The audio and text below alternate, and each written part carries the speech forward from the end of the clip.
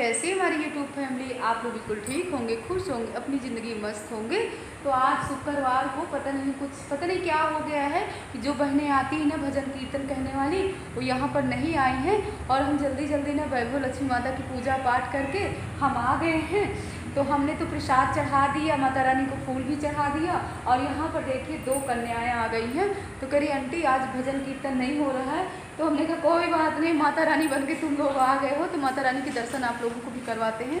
तो आप लोग भी करिए। माता रानी सब संवर के बैठी हुई हैं और हमने भोग भी लगा दिया है। क्यों वर्षा, अभी अभी मम्मी धुलाई करके गई, क्या पूरा पानी पानी हो रहा है? लाओ वाइपर खींच देते तो यहाँ सूख जाता, क्योंकि ना टाइम भी ना 6:30 बजने वाले हैं और अभी यहाँ पंडित जी जो आते हैं ना आरती पूजा वाले, वो भी आने वाले होंगे। तो हम ना वाइपर से ही पानी को मतलब सुखा देते पूरा मंदिर। ला बेटू आप ना करो, हम कर रहे हैं। ला नन्ही मुन्नी कन्या टीका नहीं, टीका लगाए तुम लोगों के? रुको टीका रखा हुआ अभी लगाते हैं। तुम लोगों की टीका नहीं लगा, अभी टीका लगाते हैं, ठीक है? मुस्कुरा रही हो नन्ही मुन्नी कन्याएं।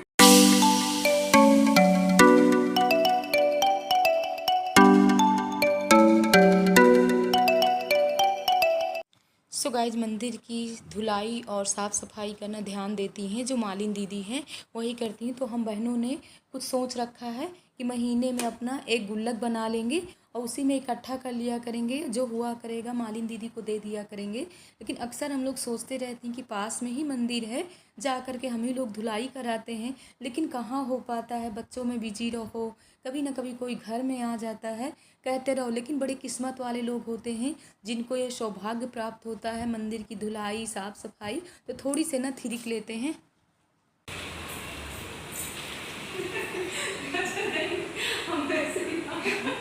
तुम लोग गाओ, हम नाचे।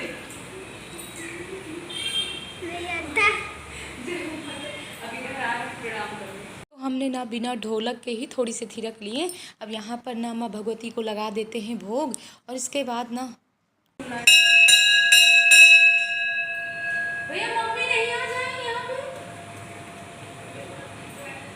अच्छा कल है। अच्छा सो गाइज अब हम कन्याओं के लगा देते हैं टीका और जितना ही हम यहाँ दर्शन कर रहे हैं ना उतना घूम घूम के खूब ये लोग थिरक रही हैं। और अगर 9 दिन नवरात्रों में 9 कन्या डेली की मिल जाए तो इनके चरण धुल करके और डेली इनकी पूजा करके और जो भी प्रसाद आप भोग लगाते हो 9 कन्याओं को दो तो कितना अच्छा रहता है। लेकिन लोग नवमी अष्टमी वाले दिन ही कन्या खिलाते हैं। तो यहाँ पर वैसे भी कन्याओं की बहुत कमी हो गई है, लेकिन मंदिर में फिर भी इकट्ठे हो जाती हैं। और यहाँ पर ना यही छोटी छोटी कन्या ही हमारा फ़ोन लेकर के वीडियो शूट कर रही हैं, तभी कभी हिल रहा है कभी डुल रहा है। तो हमको ना मन खुश हो गया, थोड़ी समय के लिए इन लोगों के पास हंस लिए, बोल लिए, तो इतना अच्छा लगा। अब ना आराम से बैठ करके इनको खिलाते हैं प्रसाद। और हमारी बहनों ने कमेंट किया था परसों वाले ब्लॉग में कि दीदी प्रदीप मिश्रा की कथा आप सुनते हो? तो हम तो बहुत कम सुनते हैं, लेकिन मीना सुनती हैं, सासू माँ बहुत सुनती हैं। सासू माँ तो इतना तेज़ टीवी ऑन कर लेती हैं कि मोहल्ले वालों को भी सुनाती हैं। और वैसे भी ना जो प्रदीप मिश्रा कथा कहते हैं ना, हमारे पिताजी बचपन में हम लोगों को सुनाते थे, क्योंकि हमारे पिताजी भोले बाबा माता रानी के बहुत बड़े भक्त थे। तो हमको ना ज़्यादा सुनने की आवश्यकता नहीं पड़ती है, कभी कभी टाइम मिल गया तो सुन भी लेते हैं। देखिए माता रानी की कृपा है कि यहाँ 4 कन्याएं आ गई। पहले 2 कन्या दिखी, फिर 2 कन्या और आ गई और एक लंगूर भी आ गए। तो हम अच्छा सचिन है।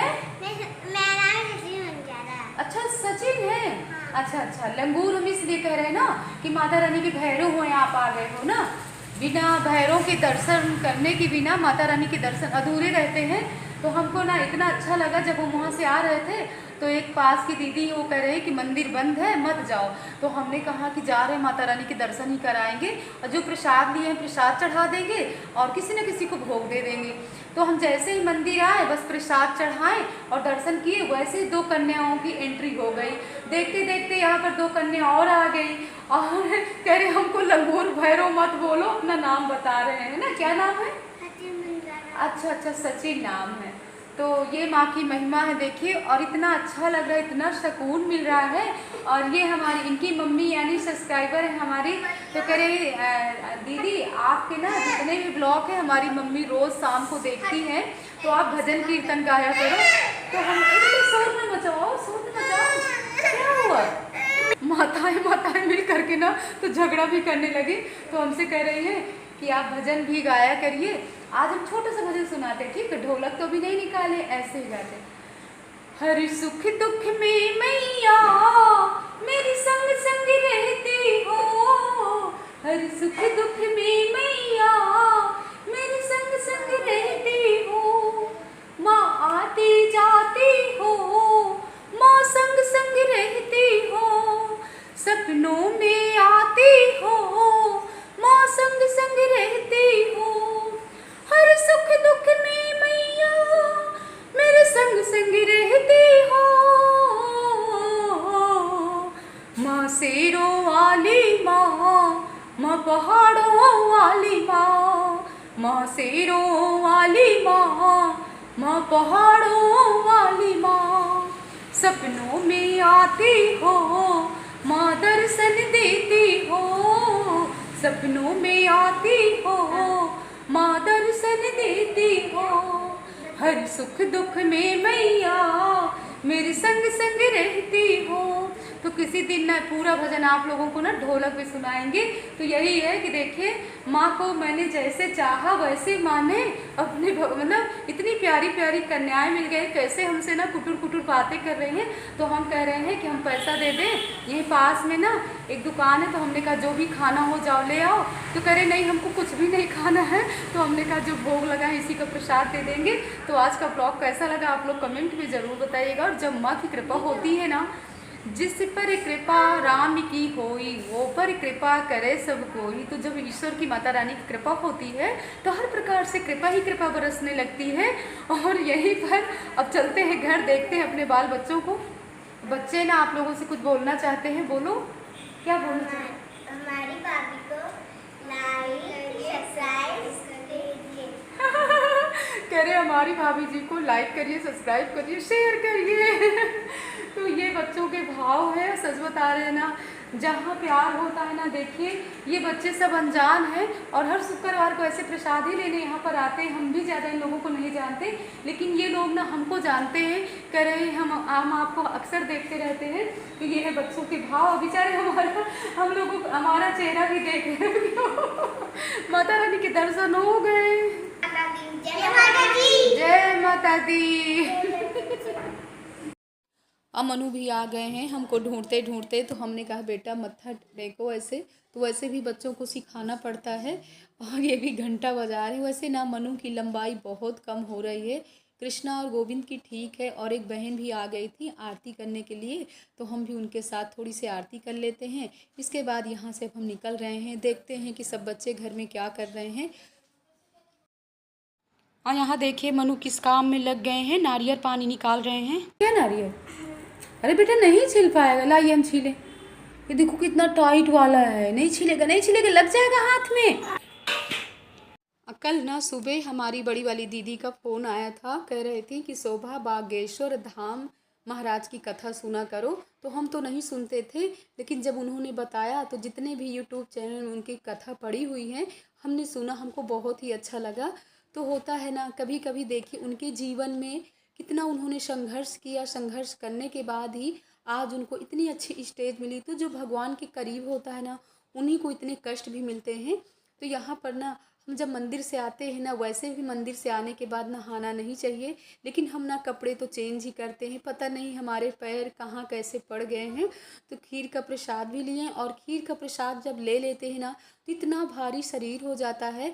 वैसे भी अभी तबीयत कुछ सही नहीं है और बच्चों को जल्दी खिला देते हैं। तो यहाँ पर ना कुकर में हमने रसीली वाली सब्जी बनाया है, रोटी, और बच्चों को निकाल देते हैं। इसके बाद ही और सच बताएं इस बार का फीवर ना पता नहीं क्या है। 2 दिन से हम दवा तो नहीं ले रहे हैं, लेकिन कभी कभी ना इतनी ठंडी लगती है और ऐसे लगता है कम्बल ओढ़ करके लेट जाओ और फिर थोड़ी बहुत फीवर जैसे लगता है, शरीर में कपकपाहट सी होती है। इसके बाद जब पसीना आ जाता है तो फीवर छू मंतर हो जाता है।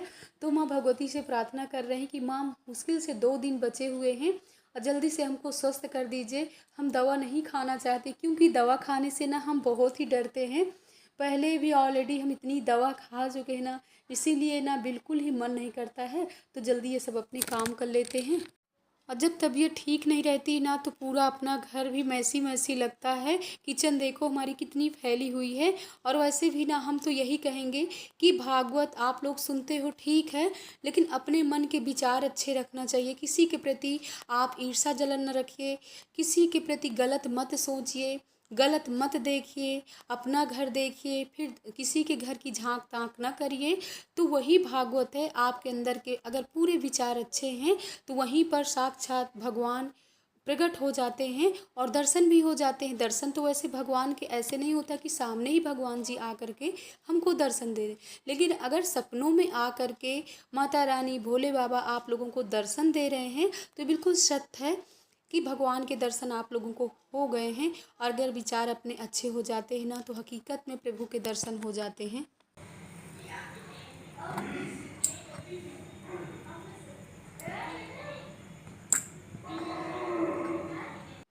तो रोटी हमने सेंक ली, अब जल्दी निकाल लेते हैं खाना। और बच्चों को ना बैठ के 15-20 मिनट आराम से खिला देते हैं। नहीं अगर ऐसे छोड़ दो ना तो ये लोग आपस में भी झगड़े करने लगते हैं। इसके बाद किचन भी क्लीन कर लेते हैं। तो पहले ना हम गैस अच्छे से क्लीन कर लेते हैं, इसके बाद ही बर्तन धुलेंगे। और हमारी बहन कमेंट की थी यानी रूबी जी ने कि आप ना घुमा फिरा करके आप टाइटल क्यों डालते हो, मायके का हमेशा ऐसे डालते रहते हो। तो क्या करें, ब्लॉग के अंदर ना अगर बोल देते हैं तो हम सोचते हैं कि लाओ टाइटल भी डाल देते हैं, लेकिन कोशिश करेंगे कि अब ऐसा नहीं डालेंगे। तो जल्दी साफ़ कर लेते हैं बर्तन। और वैसे भी ना अगर अपनी किचन क्लीन रहती है ना तो कितना अच्छा रहता है। पहले के लोग कहते थे कि रात में ना किचन में भगवान आते हैं, तो इसीलिए ना जो हम लोग पहले से बचपन में सब सीख लिए हैं। बचपन में तो इतना काम नहीं करते थे, बहुत ही हम काम चोर थे। सभी लोग भाभी लोग काम करती थी, लेकिन हम खाना खाने के बाद ना ऐसे थाली को रख देते थे। लेकिन माँ भगवती ने जिस कार में लगा दिया है वो कार तो अपने करने ही करने हैं।